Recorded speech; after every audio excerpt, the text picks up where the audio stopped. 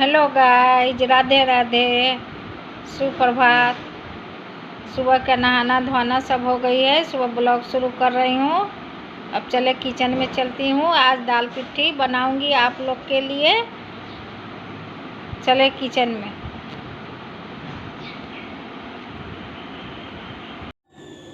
दाल पिट्ठी इस तरह से बना के रखी हूँ। अब दाल में डालूंगी। दाल बॉयल हो गई है, दाल छोंक कर।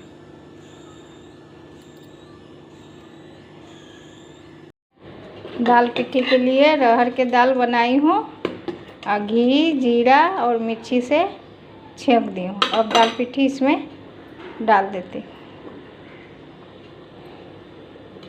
इस तरह सारे दाल पिट्ठी डाल दूँगी। गर्मा गर्म दाल पिट्ठी खाएं और लाइक सब्सक्राइब शेयर करें। Thank you.